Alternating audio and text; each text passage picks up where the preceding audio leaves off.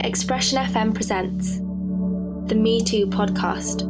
Me Too. Me Too. Me Too. Me Too. Me Too. Me Too. This is Lottie Rayner for Xpression FM. Thank you so much for joining us for the third and final part of this 3-part podcast series on sexual harassment and assault.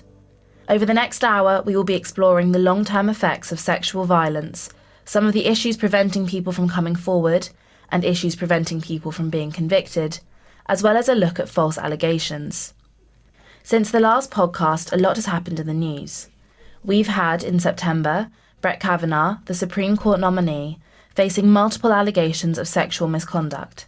Christine Blasey Ford, Deborah Ramirez, and Julie Swetnick publicly accused Kavanaugh of sexual misconduct in high school and college, as well as an anonymous allegation surfacing as well. Kavanaugh categorically denied the allegations and testified before the Senate Judiciary Committee with little delay in the proceedings to hold a proper investigation. Senate confirmed Kavanaugh as Supreme Court Justice on October 5th. Trump came out in support of Kavanaugh in a speech where he says that it's a scary time for young men in America, believing the women to have falsely accused Kavanaugh. In mid-October, actor and former NFL star Terry Crews stood before the Senate and admitted he was a victim of sexual assault by a high-level Hollywood executive. He said he did not retaliate or speak out over the incident for fear of being ostracised or sent to jail. His story received huge support, with Chelsea Peretti commenting that rape, harassment and assault are often approached as women's issues, where boys and men are sidelined as silent victims. That Terry Crews is speaking out about this culture is a good thing. Sadly, the ignorant members of society also came out, with 50 Cent mocking Terry Crews on Twitter for being a victim of sexual assault. But Terry Crews' response? I prove that size doesn't matter when it comes to sexual assault. In November, Cristiano Ronaldo was accused of anally raping a woman. The Juventus and Portugal player is being sued by Catherine Mayorga, who claims he sexually assaulted her in a Las Vegas hotel in 2009, and then dispatched a team of fixers to obstruct the criminal investigation and manipulate her into keeping quiet for $375,000. Ronaldo has denied the allegations, insisting his conscience is clear, but the case has already rocked the ground beneath the superstar's feet. These stories each raise interesting issues surrounding sexual violence. 1. Why do people not come forward straight away when they've been assaulted? 2. What issues are there in valuing physical evidence and hearsay differently in trials? 3. How do we get men to admit their stories of sexual assault despite ignorance in society? 4. Do we separate the crime from the criminal when they're famous? 5. Do we have a rise of false allegations? So, let's start with the first one. Why do people not come forward straight away when they've been assaulted? The Victim Support Organisation says that many people worry about reporting rape and sexual assault to the police because they were drinking alcohol or taking drugs at the time, were in a relationship with or knew the person who attacked them, have had a sexual relationship with that person before, had been kissing or touching that person before the attack, were with someone of the same sex, didn't say no or didn't fight back, can't really remember it properly. They follow on to say that if you've been raped, this is never your fault, no matter the circumstances. Throughout the podcast, we will refer back to this question to hear different opinions on the matter, and so paint a clearer picture on this multifaceted issue. For men who are victims of sexual violence, this past year has been invaluable with progression of acceptance in society. In February, it was stated that reports of sexual offences against men and boys have more than tripled in the past decade. Andy Connolly from Survivors UK said victims were beginning to feel that they would be believed, but there was still a massive wall of silence, with a 2015 survey estimating about 96% of offences against males go unreported. Mr. Connolly, the chief executive of male rape and sexual abuse charity Survivors UK, said, "We do know of men who come forward, and they just make comments like, 'Men can't get raped, they can't be sexually abused,' and are treated with disbelief that it is even a thing that happens to men." The figures, given to the BBC after a request, show that reports of sexual assaults against males went from 2,687 to 7,610, an increase of 183%. And rape reports rose from 1,132 to 4,520, an increase of 299% between 2006-7 and 2016-17.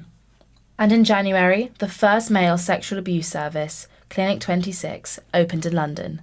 Clinic 26 will provide sexual health services and emotional support to men of all ages at the Ambrose Centre at the Royal London Hospital. However, with this progress, there is still a lot more to be done.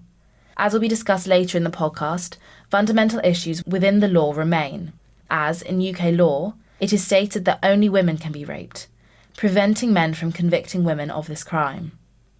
After President Trump's "It's a very dangerous time for men in America" speech, the question was posed that in the age of #MeToo, who's getting treated more unfairly, men or women?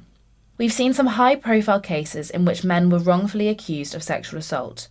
For example, the Duke lacrosse players and the former football player whose alleged victim later admitted she wasn't raped. But those do appear to be anomalies. Studies suggest that false reporting on sexual assault is between 2 and 10%, according to the National Sexual Violence Resource Centre. The FBI confirms this, also placing the statistic at 8%. And there's a big caveat to those numbers as well. Research shows that rates of false reporting are frequently inflated, in part because of inconsistent definitions and protocols, the National Sexual Violence Resource Centre said. For example, some law enforcement agencies might label a rape as false just because there's not enough corroborating evidence to prosecute. And in fact, those cases would then be more accurately described as baseless rather than false.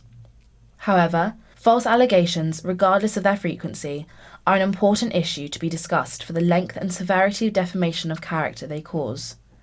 As Trump said, "It's a very scary situation when you're guilty until proven innocent."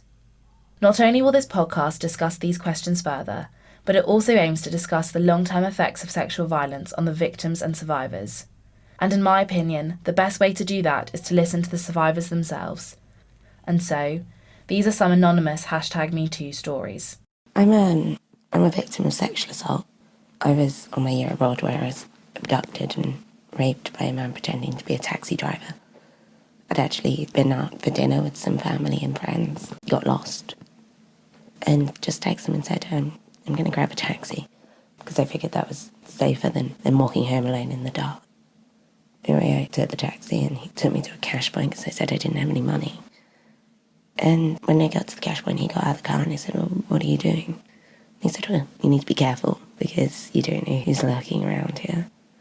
I'm watching out for you." I was like, "Oh, that's nice, he's looking out for me." So I got back in the car. Sooner rather than later, I realised he didn't really know where he was going.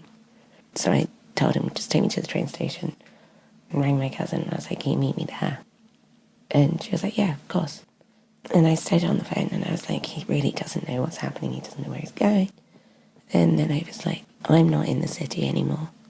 And I started to panic. I kept saying on the phone, I was like, I'm not in the city. I started to cry. And he just kept saying, don't worry, like, we're 3 minutes away, we're 3 minutes away. And I was crying and he said, let me speak to her, let me speak to her. I said, no. We're on the motorway and I was really, really upset by this point. And he just pulled off into an underpass. Pulled up the car, stopped the car, put the brake, locked the doors, and I'm still on the phone and I could just see that there was nothing there. It was a deserted industrial estate. It was really dark and there was no lights. It was terrifying and I started to scream down the phone because he just climbed into the back of the car. I'm screaming down the phone to my cousin, shouting, he's going to rape me, he's going to kill me. And he hung up the phone. Threw it in the boot. And so for them, I think, after that, the panic really set in and my whole family got woken up. I was reported as missing. Meanwhile, he was raping me and he said, I won't kill you if you enjoy it, and made me beg him not to kill me. When he was finished, I did anything I could to survive, really. And I was pretending, which is horrible. It's a horrible thing to remember. And I said, I won't tell anybody if you just let me go. So he said first I had to pay him the money I'd got from the cash point. He took the money out of my bag and he then just took the 20 euros and kicked me out of the car onto the floor and threw my handbag at me and drove off with my phone and my money. I was just left underneath the motorway in the pitch black. And I just knew I had to get out of there. I had to get back. So I had to climb up a wall, and I was trying to climb up onto the motorway, and I had to walk through some brambles for a few kilometres and eventually found a hole in the fence, and then walked down the motorway some more, and cars are just driving past, and, nobody stopped. I was screaming. The policeman eventually I saw was stopped up ahead, and he said, "We've been looking for you." And I was like, "You have to tell my family, you have to tell my family." He said, "We've alerted them that we found you. They're going to meet us at the hospital." And suddenly a lot of police officers arrived, lots of police cars, and I was there, it's all a bit blurry, but I was interviewed by the police all day, and I had to show them the route. And then I went back to the UK that night, and the next day my story was in the papers. I wasn't named, but I didn't know how it got there. No one can really ever warn you for the aftermath that comes with something like that. It's just, you sit there and you read these comments that people are writing on the newspaper articles, and I just urge people now to think, that is somebody you are commenting on, there's somebody you are talking about, you are saying, young girls shouldn't go out, or young girls shouldn't drink, what was she wearing, and these things. And I think you're talking about somebody, and just when you're writing on these posts, just remember that that person is somewhere sat reading those comments. And it doesn't matter how much people tell you not to read them. If something's about you online, then you absolutely will read it. And I've read them countless times. And we need to open up this whole dialogue about victim blaming even more, because I think from those comments it's still not getting through. And there's just such a lack of understanding. And I think, God forbid, anyone should really understand what you're going through, because it means that they've been through the same thing. However, it's hard because you aren't explicitly injured and you're not, bruised black and blue kind of thing. It's easy in months' times to just kind of forget. Whereas for me, it's still at the absolute forefront of my brain. It's what I think about all the time. And I know it is for my family. However, for everybody else, you're not the centre of that universe. Things do move on. People try, of course they do, but I think when you have these upset days, or somebody responds irrationally, or not how you would expect or want them to respond, then you've got to just think that's not them talking, because I know for a fact that everything I've done since this happened, everything I've said, is not the real me. It's not how I would normally respond or react. And it's just having that complete understanding that they have no control over this right now. And the more you get annoyed, or the grumpier you get, or whatever, it pushes them away, and they will push you away. And then they're stuck in this circle where they're pushing people away, but actually just need people that it doesn't matter how hard you push them, you need them to not leave. These victims, I know for a fact that I'm constantly worried, I'm constantly exhausted, and my stress levels are through the roof all the time. And I don't always know what I want in response, and I don't always understand what I want somebody to say when I'm sat there crying, or I'm sat there upset. But sometimes I feel like saying it will be okay, or what can we do, how can we fix this? Sometimes you actually just need somebody to turn around and go, this is really shit, and just acknowledge that, and don't say that it's going to get better. I think a big worry of mine is knowing that it upsets people when they hear about it, and they find it distressing, and it scares people, of course it does. However, just remember that however hard it is for you to listen to this, or to process it, it's so much harder telling that person or saying it. So I think there just still needs to be a wider understanding and a wider knowledge of rape, and a bigger dialogue surrounding the situation and the issues, and knowing what to say and when to say it, and how to react and how to respond as best we can. And just taking away the stigma of talking about it. Have it brought up in normal conversation, and treat people normally, and being kind really to these people. So when I was in my first year, during my Freshers Week actually, I was just at one of the Lemmy events with a group of guys, and I was left alone with one of them, and he assaulted me in the club and afterwards on the walk back to mine as well. So fortunately, I found another friend and I walked back home with her. But after that, I was too scared, since I was in a friendship group that was basically all men, to actually tell anyone about it. And in a month or so, we'd signed a house together. So last year was really terrible because he was living basically in my house. We shared a kitchen, and I just get really anxious when he came in to cook or watch TV or something. So in the end, I told my landlord, who lived on site, about the issue. And he was incredibly just shocked because he didn't expect it. So he just confronted the guy about it, and he basically embarrassed him into moving out for the year. For this year, that is. Which means that after that, I had the courage to tell the other guys about it, and they were all actually really very supportive. The long-term effect would be that, while I'm fine now because I have no clue where he lives, last year just had me always on my toes, incredibly jittery whenever he came into the kitchen, whenever we had to communal clean the place. And it would just be really scary, and just my house was a place of anxiety. To be fair, I'm really glad that my landlord was supportive and bullied him into not signing a new house there with us, but it's also quite telling that the assaulter didn't respond to my accusations, but backed down when this big burly man scolded him. I had a crush on this guy, and he seemed lovely. I'd liked him from kind of first week of freshers. It seemed like he was just a perfect guy. But then one night he stayed at my house after a party, and I was drunk and I was falling asleep, and he thought it was his place to put his hands down my trousers. And this was something which I did not give him consent to do.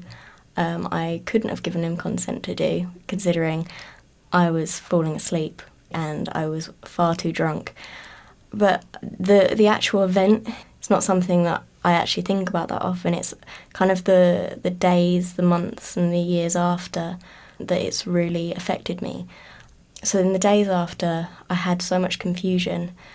I kind of hadn't realised what had been done to me was actually assault and was bad, and the person who did it was bad. And it took me a definite few days to kind of realise and come to terms with the fact that that was what had happened. I kind of thought of assault as something that happened to you in an alleyway by a stranger, not by someone that you trusted and you liked and you thought was a good person. But then I ended up going to wellbeing, which was a great thing for me to do, to try and clear my head on the situation. After that, I kind of had a clear mind on things, or as clear as I could get at that point in time. But I guess one of the biggest things that was a result of my assault was actually gaining an eating disorder. It was something that I hadn't really thought about when I kind of came to terms with the fact that I had been assaulted. I kind of thought, okay, I'm going to have anxiety. That's how you picture it. That's how media portrays assault survivors and rape survivors.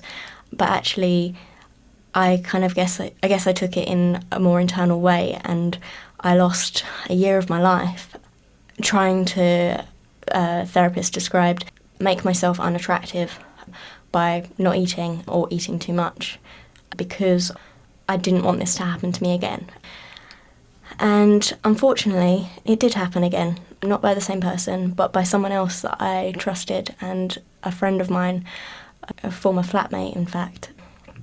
And he, again, I trusted him, and he took advantage of that when I was drunk. And this one was actually a bit easier to come to terms with because of the first one, because I knew what had happened to me was bad, and I knew that I needed to kind of distance myself from that person straight away. I needed to get out of the situation. And this was definitely not good for my eating disorder. It just got worse. My anxiety got worse. Everything kind of came tumbling down in a way. But thankfully, just over time, I guess, I've come to the point where I feel like I've recovered as much as I ever will. I think that's as good as it's going to get now. And that's such a shame that thanks to those horrible people that did this to me, I'm forever going to be kind of under the influence of this anxiety. But ultimately, I'm just so grateful for everyone that kind of stuck by me. I wouldn't have been able to get through any of the after effects without them. I'm going to talk about the first time that I was sexually harassed. I just finished my GCSEs, so I would have been either 14 or 15. I was celebrating with some friends before my mum picked me up in the town centre, and I was in my school uniform, and this guy who was very clearly older, grey hair, stubble, 40s I would say, came up to me and my friend, again who were in school uniform, and wolf whistled at us and asked us how we were doing, but in exactly the way you'd expect, in a way that makes a 14-year-old girl kind of see herself the way she's never really seen herself before, as something like a sexual object that's not really on her terms, but on someone else's. And, you know, I'm a 20-year-old woman. I've been catcalled more times in my life than I can really remember. And I've been groped on trains and in clubs, but that first one is the one that really sticks with me because I could not have more clearly been a 14-year-old kid. You know, with the plaid skirt, the shirt, the hair in a ponytail. I was still in braces. And I think it was the first time I realised how unsafe I really was. Like when I was a little kid, you know, my mum would always say to be careful of strange men, always make sure I go places with friends, that kind of thing. But that was kind of the first time the possibility hit me of what could possibly happen.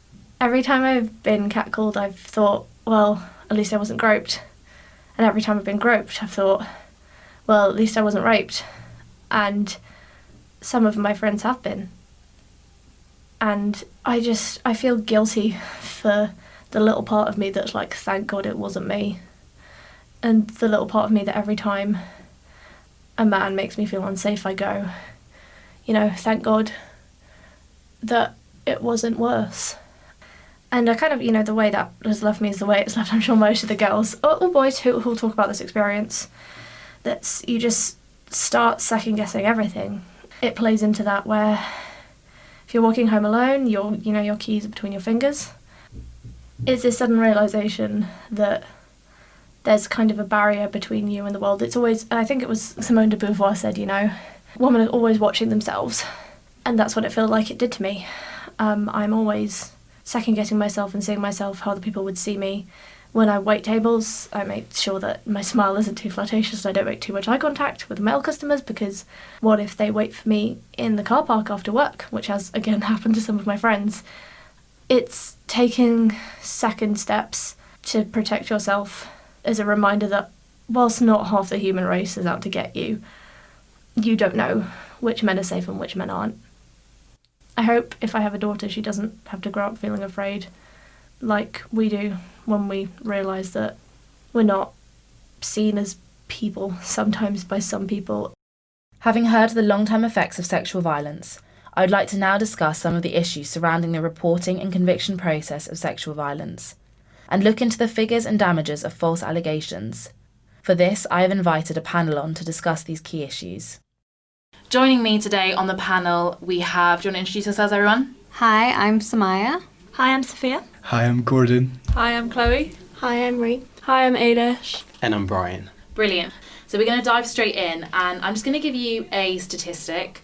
In the Association of American Universities, they found that most respondents who reported sexual assault to them said they did not report the incident to police or campus authorities because they did not consider the event serious enough to report, even when it included forced penetration.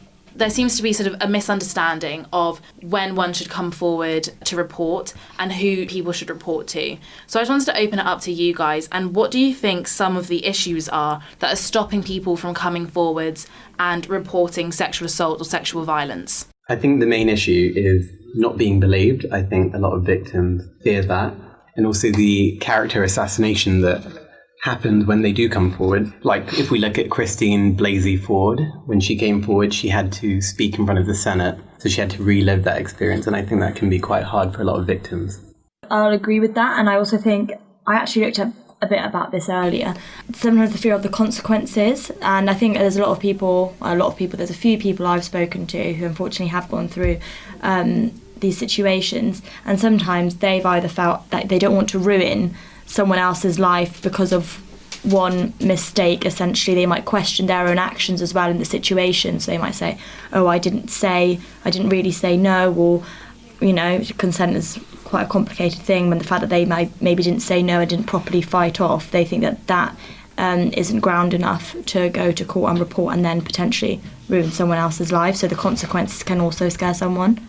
Yeah, I think if it does go to trial, then there's obviously the fact that if you're arguing against the fact that it wasn't consensual, they're going to argue that it was consensual. So the victim has to be prepared for, like, as you said, for their story to be scrutinised and picked apart. And then also a lot of victims fear about the responsibility of the repercussions for the perpetrator, because obviously it will be very damaging to them. And I think a lot of people kind of struggle with that responsibility on themselves, that you could potentially be ruining someone's life.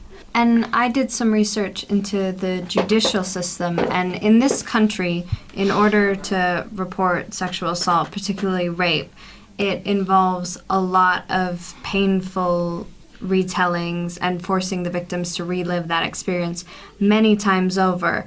And when coming to a consensus, if the case goes to trial, the jury has to believe beyond a reasonable doubt that whatever happened wasn't consensual. So that can be quite damaging to someone if they were assaulted in that way. And then the idea of being told by a jury that they think what could have happened might have been consensual, I think holds a lot of people back as well.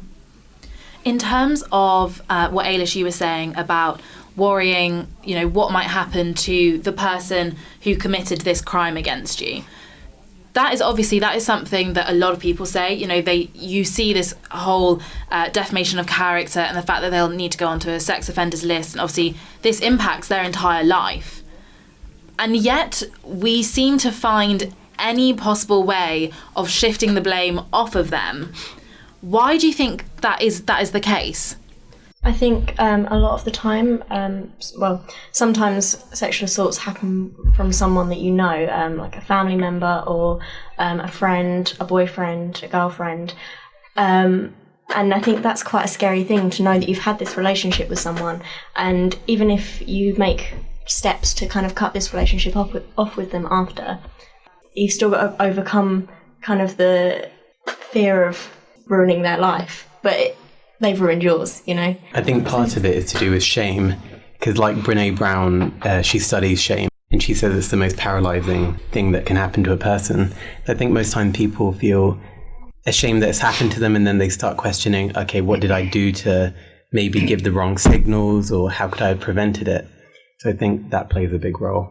Yeah, and I think building on that as well, sometimes it is the low self-esteem. So sometimes people might not actually value themselves enough to think that this is something that you should step forward and protest about, or like explain your opinion or explain what happened to you. They might just not even think it was worth it. I think another problem with this is it's extremely hard to prove that you have been raped or sexually assaulted. And whilst there may be bruising, it's just not as obvious, it's not as accessible as something like physical assault, where you can see the bruises obviously on the face, the body, a more less private part of the body. I think that's another problem when it comes to believability, because it's very hard for a lot of people, especially men, to point out and be like, I believe you, but it's solely your word against his. And a lot of the time a guy is, maybe rightly or wrongly, is just going to side with another guy because, it's tribal. And going back to what Sophia said earlier about the fear of not knowing the consequences, do you think a way? So I sat on a meeting with a university recently, and they are wanting to create a new system of reporting sexual assault at university and sexual violence at university. And so you will have an informal, formal and anonymous way of reporting. So 3 different options.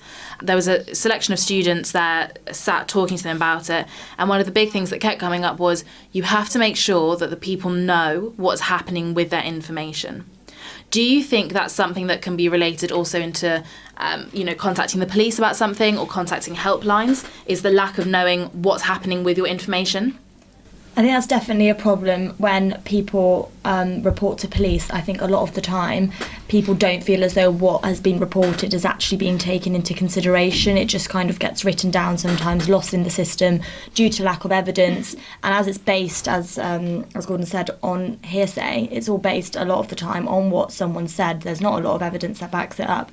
And if you're just going to a police station saying it, sometimes if the police don't keep you updated and let you know what they're actually doing with that information, it feels worthless, which could be another reason why people don't step forward.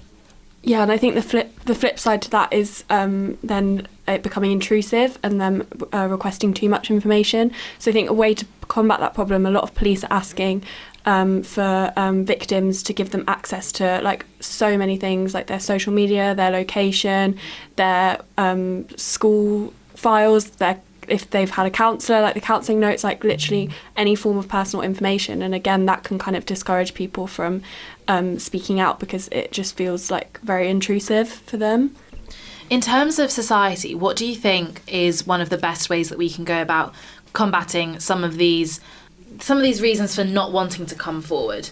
What I think a big issue is that there's just in kind of the rape culture, there's a huge myth surrounding it, and a lot of the problem is in the judicial system because like for instance with the trial in Ireland recently in Cork, the fact that the lawyer used what underwear the victim was wearing as justification for the fact that it was consent. I think that that is awful, and also it's not an isolated case. It's like a magnified version of a bigger issue where in court people are using things such as like drinking, what the person was wearing, things like that as reasons for their consent, and I think then that impacts the juries, and then either consciously or subconsciously that will affect their decision. Do you think the work of helplines is beneficial? Do you think we need more helplines out there for people to contact? Because a lot of that will be, talking to essentially an anonymous person. I think helplines are definitely useful. I was speaking to some people who actually work for Nightline, I think it is, and that I didn't really know much about it, and they kind of gave me more information and they were explaining how it was useful. And I think it always is helpful to have someone on the phone that you can talk to anonymously, that you don't really know, who you can just kind of just tell everything to, and who can guide you in the right direction. Like the people on the phone are often trained, like they know what they're talking about, and they can encourage you to speak about your experiences as well. Whereas if you just bottle it up because you don't know who to turn to, it can make that so much harder. And do you think helplines should encourage people to pursue a more formal consequence of it, to go to the police? I think that they should encourage it, but I'm not sure whether they should force it. It's obviously a very troubling time for a survivor of assault, and having that pressure to report it formally could potentially lead to more kind of stress and anxiety about the situation. I agree. I feel like while it can be encouraged, especially since I think one thing that's helpful about the helplines is what you were saying earlier, that a lot of people who didn't report assault didn't view it as an issue. So the helplines could be helpful in saying to people, yes, this is something you can go to the police and report. But at the same time, if they push it too far, I think it does take that safe space away and defeats the purpose of having a helpline rather than just going to the police straight away. There was a really interesting statistic that I saw, and it was that 5 people in 2017, just those 5 people racked up 8,655 calls to the Metropolitan Police, and all of these callers had mental health in common, so not directly related to sexual assault, but if we're talking about the effects of it and the mental health side of it, then this clearly is an issue. There are more helplines that needed, that people clearly need a safe space. The number of people who clearly use the Met Police as this safe space, these top 5 people who called over 8,000 times for access to this, is clearly a massive problem. And in terms of the long-term consequences of sexual assault or sexual violence, obviously, as Chloe pointed to, a huge one of those is developing mental health conditions. Do you think that it's beneficial for people in order to maybe process, or in their sort of acceptance of what has happened to themselves, to talk to someone about it? I think it's hard to pinpoint, because everyone reacts to things in different ways. We all have different ways of dealing with stress, anxieties. Some people need to talk. Some people find it helpful to see a counsellor and go back and talk repeatedly. Some people just kind of, like myself, I think I deal best when I just come to terms with things myself on my own. I will go off and have my own space, think through everything, and then that's how I will kind of get through that. And that will be my catharsis in a way. Yeah, I agree. I think it's hard to say how an individual should deal with that situation. But in terms of just generally talking about it as a society, we definitely need to talk about it more. I think things have been done, steps have been taken to improve that, with the whole Me Too movement, Time's Up movement. And there definitely has been, past year, there has definitely been a movement towards talking about it more, but I would still say that it's definitely not enough, and it definitely needs to be spoken about more. And the fact that it's been kind of more of a high profile with the Harvey Weinstein case, which is kind of what kicked it all off, how it's been kind of more high profile celebrity figure types that have been associated with the movement. It needs to be more of a kind of day-to-day discussion as well. I think we need to remember that the Me Too movement was started by Tarana Burke, a black woman, in 2006, and it's only in the past 2 years that it's become this big Hollywood movement. But I think the big thing that we can do as a society is to support each other. So when Terry Crews came forward about his sexual abuse, you had 50 Cent posting Instagram posts mocking him because he's a strong black man who said he got assaulted.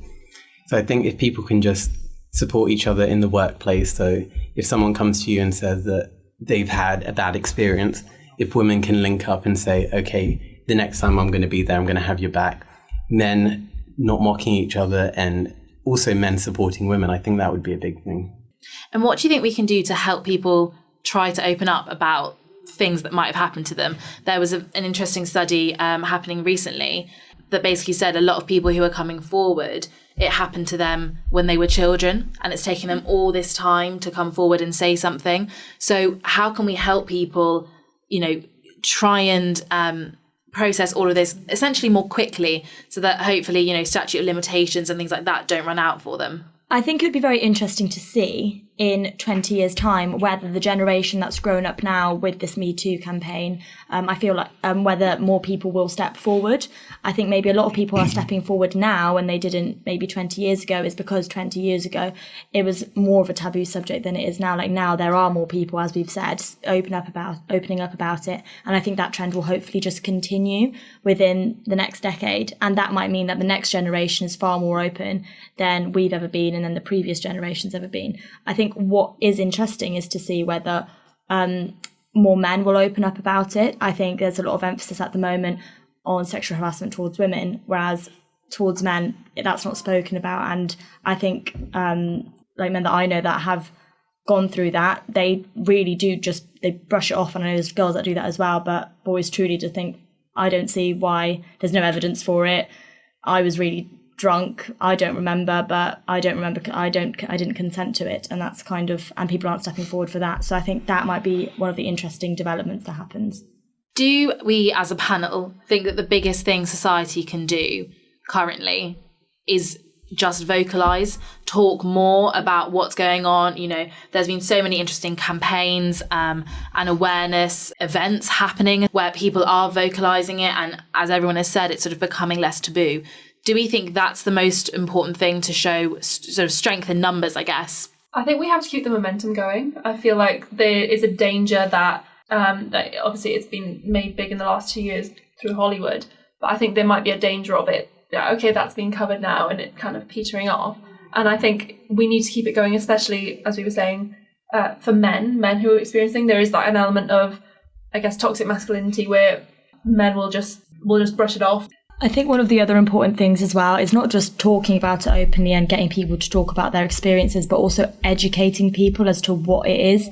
And just through that, people will understand what sexual harassment is, what the procedure is, because I don't really know much about it other than what you see on social media and what you see on Twitter and things like that. And that shouldn't be where people our age are getting their information about sexual harassment from. I think it's really interesting because in school, you had those personal development classes where they tell you about the dangers of alcohol, dangers of drugs, being safe having sex and things like that. And I don't remember ever being educated about consent or anything related to how to report any kind of sexual assault. And I think that would be a really good thing to have and to educate people more. Yeah, I completely agree. I think there's a huge gap in the education system there. But my younger brother is 14, and he did say that this year, as a part of a like personal development day, they did do a whole segment on consent. So I don't know if that's just an isolated incident or if maybe it is becoming a bit more progressive. I'd like to think so. As a question, did he go to a mixed school or a single gender school? Mixed school. See, I went to an all boys school for 5 years. I hear the argument quite a lot that we need to educate people not to rape, and I think it's not as simple as that. I think the root of the problem with many males is the fact that within the all boys environment that I was brought up in, we were definitely encouraged by teachers not to respect women. Like a lot of the jokes, a lot of the teachings completely disregarded women's parts in history. Like a lot of the jokes were like at the expense of women, and I'm happy to admit that when I left school to a mixed school, that my second last year of school, I had a completely sheltered view of girls, and I'm completely different now, but back then I definitely wasn't as respectful as I could have been. And a lot of my friends to this day from my previous school still are very much single-minded, and I think it's just a problem, but it's not necessarily their fault. Yeah, and having gone to an all-girls school, actually, and the Link boys' school, a lot of them came over to our school in sixth form, and you could just see the laddish culture that kind of just came with them. I think a lot of the jokes that they had at school were very much at the expense sometimes of females, and being around all girls, I think sometimes you could tell they were just a bit taken aback by certain things that we'd say, or obviously the approach of teachers. I was in that school for 7 years, so my approach was very different, and also seeing boys in that environment, it was just all very eye-opening. So I just wanted to back that up, really. Yeah, I agree with what Gordon said, and I think it's our responsibility when anything goes on, whether it's small or not, to confront people. So when you hear someone making a joke about a girl, making jokes about another guy, to speak up and not just class it as banter, because I think we're living in this banter culture. I mean, we have Philip Green saying that it was just banter in the workplace and it wasn't really harassment.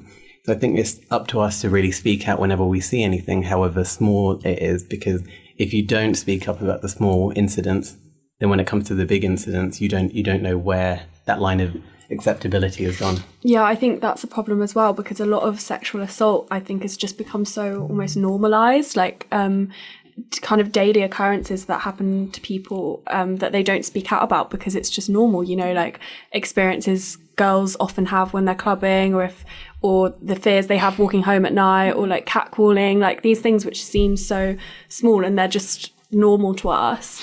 They, like, if a situation was different, you don't know what that could have progressed to. You don't, if you don't call it out on it, you don't know if that person will think that behaviour is acceptable and then carry it on and do worse things. Like, it's just building blocks to bigger problems, I guess. To touch on Gordon's point, because clearly people seem to have opinions on this, do we think that a single-sex school or a mixed school influences approaches to sexual harassment and assault, and how do we think that they influence? I think they absolutely influence, and my parents, my mum and my dad, both went to single-sex schools, and my dad was so horrified and scarred by his experience in an all-boys school that he made a point of sending me and my brothers to a mixed school that was far away from where we lived, but because the only schools that were near where we lived were like single-sex schools. And he talked about it now, and what you were saying has kind of echoed what the experience that my dad had in school, in that there is a sense of toxic masculinity, like that my dad was judged if he wore something that made him look like he was gay, and like there was that kind of side to things, and there was an extreme lad culture. Sure, but this is the thing as well, like, it's the fact, I think as well, it's not necessarily a completely toxic environment, especially if you are one of these boys who are perhaps more successful with girls. I think one of the big problems with it is the fact that, especially in my school, it's a big school, so about 250 boys. It was a competition when we were growing up to see who would be the first one to do what. And quite often, if you were the first one, quite often they'd take a picture of themselves being like, haha, I guess he's got it. And the other thing as well, which just perpetuates the whole thing, is quite often when someone perhaps loses whatever type of virginity for the first time, teachers joined in on that chat. Teachers were excited to hear the gossip.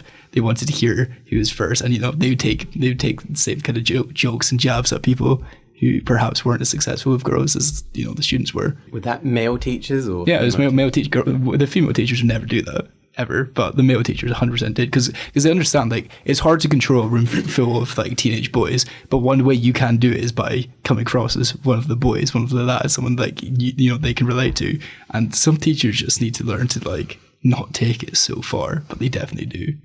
I think that's quite interesting to relate on a girls' school point of view. Probably one of the ways that the girls' teacher related to us was through gossiping about boys with us. So it would be much more more of a childish level, but I think I can remember being sat in a geography class full of all girls, and we'd all be talking, and the teacher would be like, oh, so who's getting with who? Like, what's happening? And they kind of, obviously it's not harmful really to gossip in that way, because it's just, oh, who's gone on a date, but obviously it's quite interesting to draw parallels maybe between the attitude that's nurtured in boys' school and the attitude that's nurtured in girls' school. I think it's quite interesting when a lot of us went into sixth form, I feel as though we were all quite maybe naive to what everything was really like.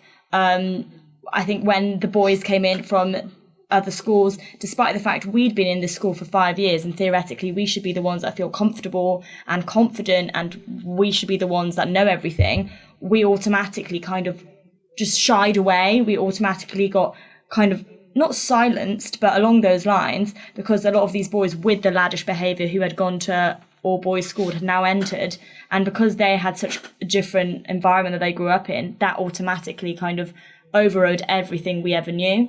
I think it's quite interesting to see the different attitudes there. And just to build on what you were saying, because I also went to an all-girls school, and it was a very different environment from what you're saying about an all-boys school, but we did have that gossiping. However, just contrasting my experiences at an all-girls school with my experiences at a mixed school, in terms of education, about rape culture, consent, the patriarchy in general, I never got a better education on that than in an all-girls school, but at the same time, I do think we had that naivety where even though we were educated on all these issues, when it came to real-world practice, it didn't always go the same way. So I think then in terms of society, we can look at improvement of education and a continuation and increased vocalisation to keep momentum going. So I think that nicely rounds off our debate on society.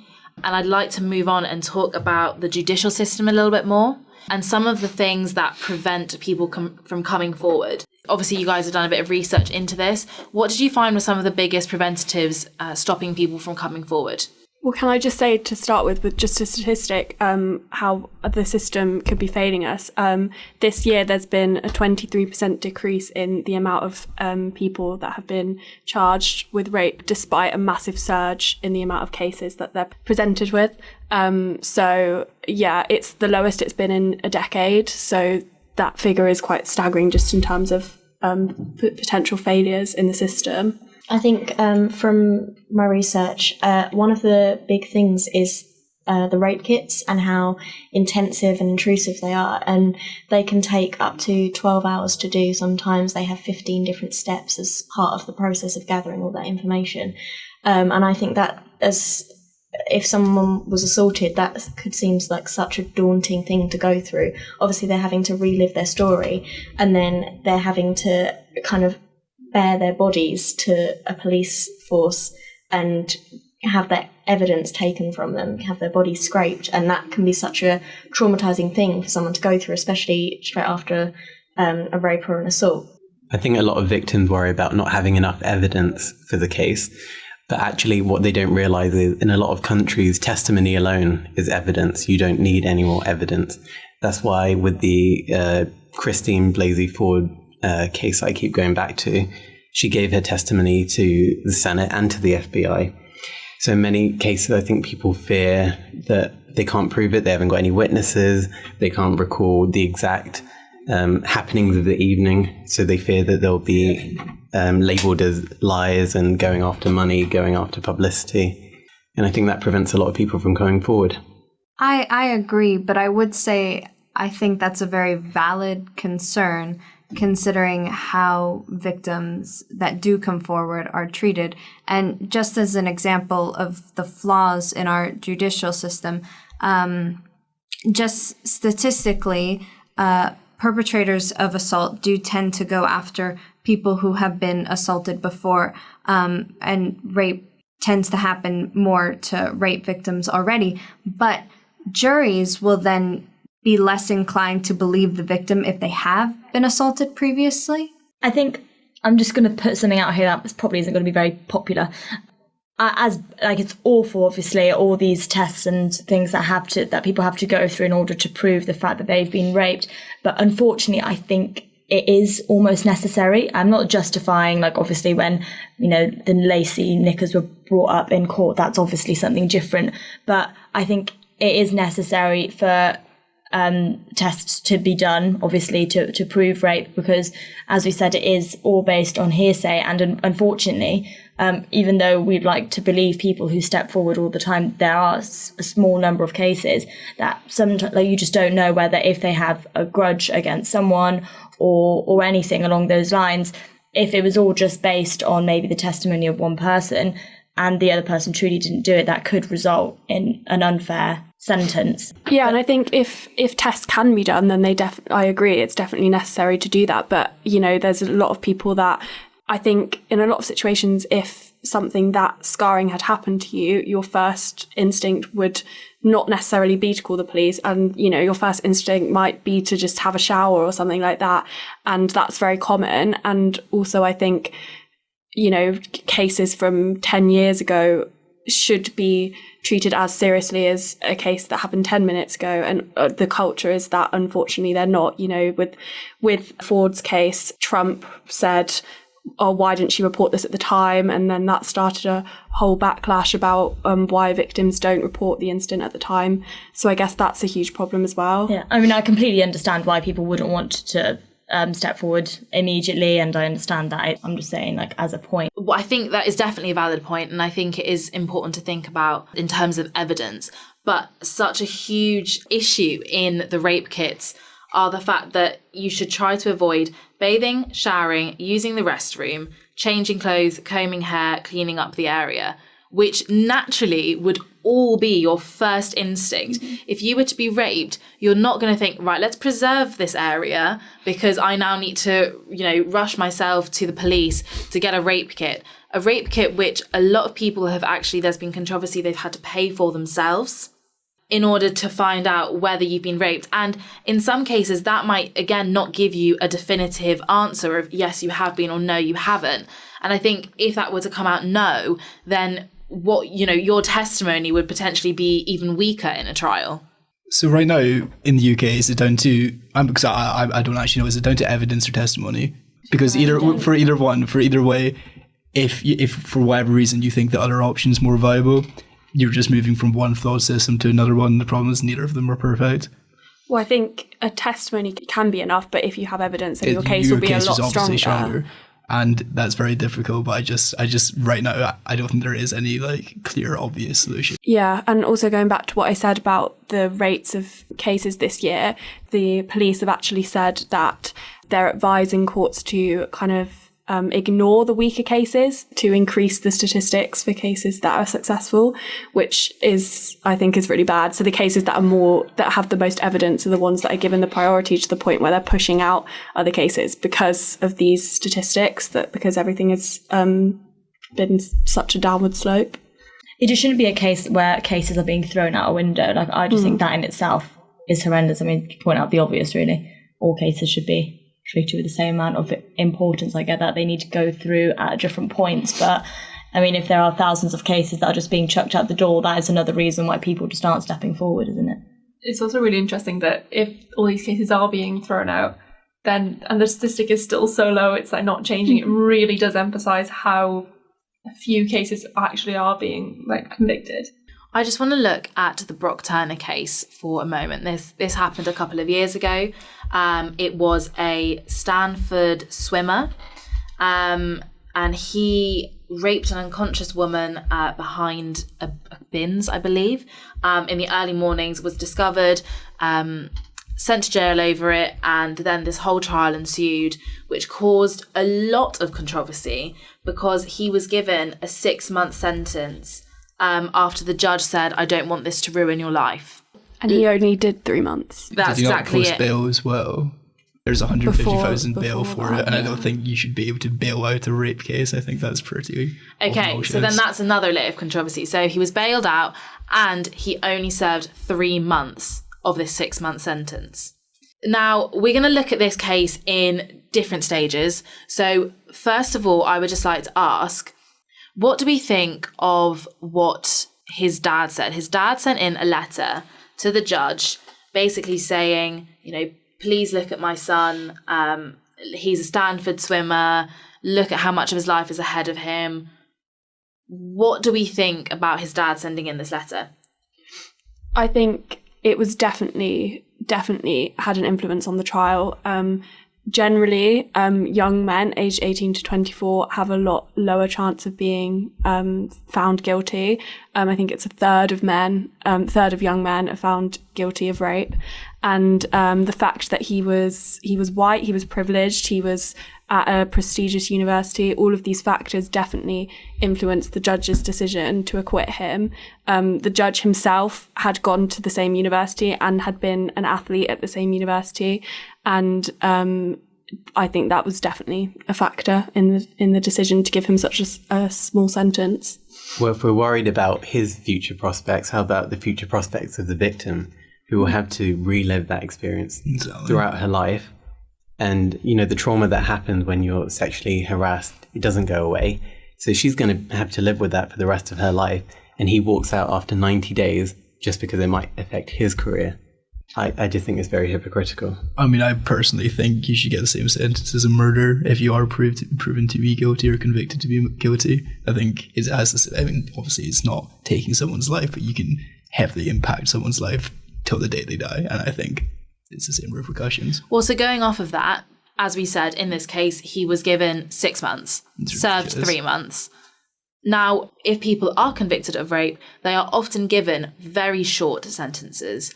Why is that, first of all? Why do we think that people are often so lenient on rapists? And secondly, how long do you think that rapists should serve? Yeah, going back to the Brock Turner case, the justification the judge gave was because he was heavily under the influence of alcohol, which meant that he was less morally culpable. There's a very interesting quote that I came across recently that went roughly like, as a woman, adding alcohol into the situation makes her asking for it.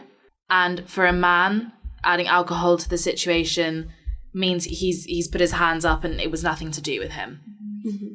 What does that idea make us feel? That it's horrific. It's absolutely horrific. The fact that alcohol, the presence of alcohol, justifies it in some sense for the person who is committing the rape. I really don't agree with alcohol being used as an excuse, because let's remember alcohol is an intensifier, and what you're doing under the influence, I think that really speaks to your character. And I don't know about all of you, there's been times where maybe I've had a bit too much, but I've never thought about assaulting someone or harassing someone or raping someone. So I don't think that can stand as an excuse for anyone for doing that kind of stuff. No, definitely not. But when it comes to consent, it's a lot more tricky, because obviously you can consent, but if you're past the limit of alcohol, then you're not at the point where you're legally allowed to consent. So there's times I'm sure I've woken up in the bed and not recognised the person you've woken up next to. But the thing is, for a guy, personally, I've done that. I've woken up, just laughed it off. There's plenty of girls who I'd understand if they woke up in the bed next to a guy and seen a random guy next to them, they'd feel violated. And I don't know if I personally don't know where I draw my own moral lines with that. In terms of equality, I don't know if you guys know, but under UK law, only a man can commit rape. So if we want equality, do we think that needs to come down to the law first to change this law so that a woman can commit rape as well? I think so, yeah. Because then you're acknowledging that rape isn't just about force, it's also just, it can be about manipulation. It absolutely needs to change. Like we were talking about what stops people from coming forward. The very law, if a man is raped, the law is preventing him from coming forward. 100%. And like, boys react the same way to alcohol as girls do. So the same way that a girl can forget the night, it can, just be completely out of it, a boy can as well. And a girl can take advantage of that. And I know it might not be as common, or maybe we just don't know it's as common because people don't report on it. Like, we don't know. I don't understand why that isn't the law. And just as a final topic, I do want to touch on the idea of false allegations. because obviously this is really, really serious. It's something that a lot of people don't want to touch on, because I know that for many, in a sense, it almost feels like if you bring it up, it can often feel like you're going against the victims and survivors. So I want to say from, the starter here, that's not the case. But shall we talk about false allegations? How dangerous do we think they can be? They're dangerous. I'll be. The reason why I wanted to come on the show actually is because I was falsely accused.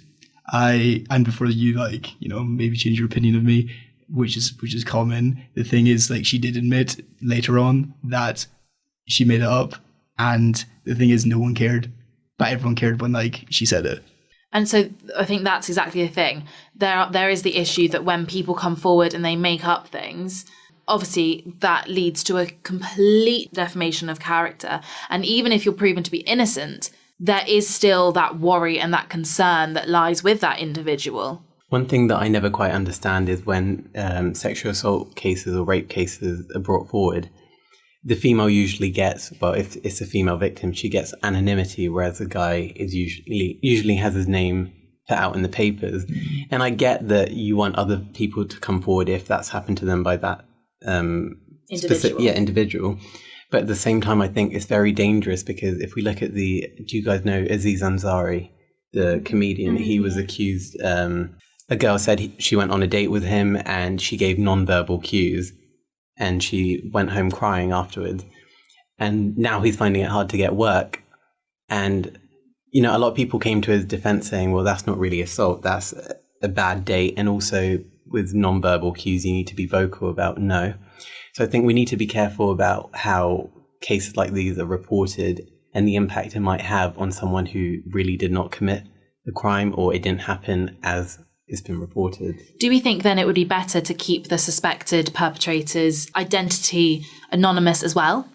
I think this is a very difficult situation, because obviously when we're looking at maybe cases like Harvey Weinstein, if his name wasn't publicised everywhere, when the accusations happened, maybe other people wouldn't have come forward, maybe the Me Too campaign wouldn't have come back alive again. A lot of things might not have happened. It's really hard, because I can see both sides at the same time. If it is a false accusation, you don't want it going forward, but I think it is bad to maybe not highlight who's being accused at certain points, especially high profile cases like that. I think we just need due process, and we need the investigation to go on. So with the Brett Kavanaugh thing, I didn't say he did it or he didn't do it. I listened to both their testimonies in Senate, and I think that's what everyone should do until we have an investigation that's had, until both of them get to give their account. I think we need to remain neutral about it. But I think this brings another problem up. How do you stay neutral but also empowering the victim? I think it's so difficult to try and balance the two. Sure, and it's also just the fact that people don't look into it though. Many news articles, especially the less credible ones, if you see them post on Facebook, they'll just instantly label paedophile, they'll just instantly label rapist, because it gets headlines, it gets clicks even. And I think that's the thing, there's so many people that just jump to conclusions because it's easier. And I think today, the rapist and / paedophile is very much the modern day witch hunt, and rightfully so, but people like jumping on it. Well, that actually leads me on to a good question. Do we think that media should have stricter laws on how they can report rape trials or suspected rape trials? Should they be required by law to remain neutral on the subject? Oh, I think that's quite dangerous, talking about neutralising the press. I just think the press, I'm discounting all the tabloid, I think they need to stay away from constantly, doing a witch hunt of the people. So we don't need a name and a face of the accused individual on every single paper. How about just printing out the transcripts from the case, the testimonies, and that way you're approaching it in a more objective way? Yeah, and I think even though the press do have to maintain a level of sensitivity and respect, it can also be a very useful tool in bringing these things to light. Like with the Harvey Weinstein case, that started from a journalist uncovering all of this and doing a report. With Jimmy Savile, that started from, I think it was a documentary, which provoked so many people to call in. So it can be useful, but I think they need to maintain a respect at the same time. Perhaps there should just be a law that you have to give the same amount of attention to the conclusion of a court case as the initial problem itself. looking at statistics, they do vary a little bit, but a US study in 2010 found that only 2 to 10% of rape accusations are proven to be fake. The FBI put the number of unfounded rapes at 8%. So it is a minimal amount that are proven to be fake, but we do need to appreciate the fact that these have incredibly damaging effects. And so my final question would be, how do we prevent people from coming forward with these false allegations? Yeah, I don't think you necessarily can without regulating other things in society. I think, perhaps even controversially saying this, I think it's just as hard to prove that you didn't rape someone than to prove that you have been raped. And there are just so many blurred lines with all of it. Yeah, I agree. I think you can't stop people from making these allegations. People always will. But I actually think the police are quite good at knowing when it's a false allegation. A report said that in 2000, 216 cases that were classified as false allegations, only 6 led to an arrest. There is kind of a profiling of the kind of person that normally will make these kind of allegations. They know the kind of signs. If it's like a young person, if they're in some kind of trouble, like because they look at the motives why people are making these allegations. So I think it's not stopping people making the allegations. It's how we realise they are fake and deal with that. Is there a fear then that the police might be using these sort of profiling against people whose accounts are true? I was about to say that is a fear that I was going to say, that I think using stereotypes or like generalizing situations is just, especially in these cases, is just never the way forward, because it might be the one profile that you think, oh no, they've got this reason for faking it, that might have actually gone through it. And I think that's just this very worrisome route to go down, really. Well, I think that very nicely concludes our debate. Biggest takeaways from here, as you said, within society, we need to look for education, continued vocalisation, and within the judicial system, we need to look at the root flaws in our judicial system, but appreciate that there are difficulties in convicting someone over rape. Thank you very much, everyone, for coming on. Thank you. Cheers. Victoria Mann and I also went to Devon Rape Crisis, a sexual violence charity local to Exeter, to talk to Mandy Barnes about their work and the challenges of sexual violence. So I'd like to start by asking you what the work at Devon Rape Crisis involves. Okay, so we deliver services to people who have experienced sexual violence, sexual assault, rape at any time in their lives. So it's something that might have happened a couple of weeks ago or years ago or many years ago. There is a variety of kind of timescales when people come to us. If you don't mind me asking, why did you take this route of work? So for me personally, I started as a volunteer 15 years ago when I was living down in Cornwall, and I saw a poster. They were advertising for volunteers, and I had done lots of other things up until that point, never done anything in this field at all. But the poster called out to me because they were particularly looking for volunteers at that point to work with survivors of domestic abuse.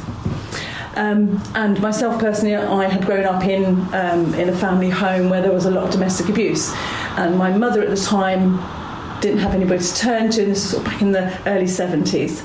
So it kind of felt like something that I could be involved in, that I could help, and it was very much that idea of, well, if I could just help one other woman, that would be something I could give back in that way. And it started from there, really. So once I got in to that organisation with volunteering, I was able to access lots of training opportunities, qualifications, etc.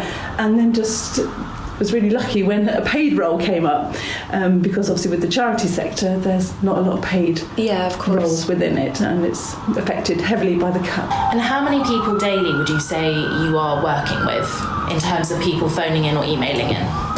So our helpline is open 3 evenings a week, and the email service runs at the same time as the helpline. It varies. Some night there's always 2 volunteers on every shift, so nobody's ever left on their own. And sometimes it can be really busy. The phone just doesn't stop ringing. Hence the reason why there's always 2 people on, so you can kind of look after each other in that situation. And other times it can be really quiet, and usually there's no kind of rhyme or reason to that. What we do notice sometimes, though, that there can be a peak in helpline calls and email requests, because of things that are happening on telly or stuff that's happening in the media. So now for some more general questions, not specifically to do with the charity, but just your opinions in general. I was wondering if you could tell me what you think personally prevents people from wanting to come forward. What people tell us is when they do manage to find us is that what has stopped them in the past has been a sense of shame or guilt, self-blame. Maybe they felt that nobody will believe them. Maybe what's happened to them is so unbelievable, themselves, that they're struggling to believe it themselves. Maybe they have told people and they've had a very negative response in the past. So that all of those things will be barriers to people. They don't know what's going to happen to the information once they give it across to us. So, for example, we have no agenda about reporting to the police. We believe that it's up to an individual's choice. Obviously it's out there as an option, and we will help people look and go through the options that there are to them, but we would never push people in one direction or the other. And what do you think is the biggest cause of sexual violence? Gosh, that's a huge question, isn't it? I think there's lots of things, lots of factors at play. What we believe as an organisation is that inequality affects all of us in society, and sexual violence is a cause and consequence of inequality. And why do you think there's been a surge in sort of sexual harassment and assault recently, or certainly a surge in reporting it? Yeah, no, I think there's been a surge in reporting. So I think the levels have always been high. That great thing that's been happening is that people have taken reassurance from hearing other people's stories and seeing that person's had a good response. It's not been a negative thing, and that's given them the courage, because it does take courage. It does take confidence that actually you will be believed, that your information will be kept confidential, that you won't be put out to dry. It's kind of like it would be a safe thing to do. And what do you think needs to change in society to reduce assault and harassment?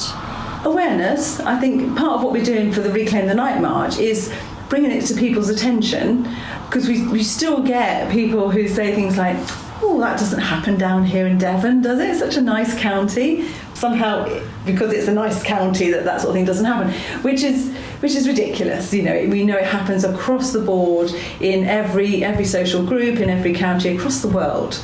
This stuff is happening. So our final question would be, it's quite a big one, but what do you think needs to change within the judicial system to have more people convicted? One of the things that we hear a lot is that people struggle around the myth. So the myths that surround sexual violence. So that's stuff that all of us hold because we're all part of society. So something might be around not believing a victim and what plays into that. So, well, she didn't act like a typical victim would act. And what does that mean? Human beings all respond differently to sexual violence and trauma.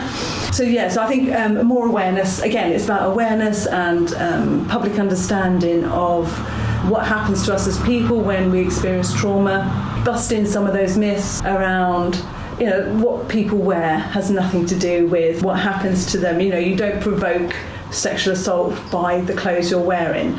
That just hides the perpetrator. That puts the blame on the victim, the survivor, and hides the perpetrator. So a lot of that myth stuff is about putting the blame on the victim, and suddenly the perpetrator becomes invisible. And then as a society we're finding excuses for this dreadful behaviour, these dreadful acts that are happening, and we're suddenly finding excuses to kind of not focus on it. And a few weeks ago there was obviously the court case in Ireland where the underwear that she was wearing was used as defence of the perpetrator.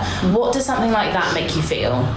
It's shocking. It's absolutely awful, and the impact that has on other survivors, victims of these crimes coming forward, because so that sort of perpetuates the myth around what you were wearing somehow provoked that incident.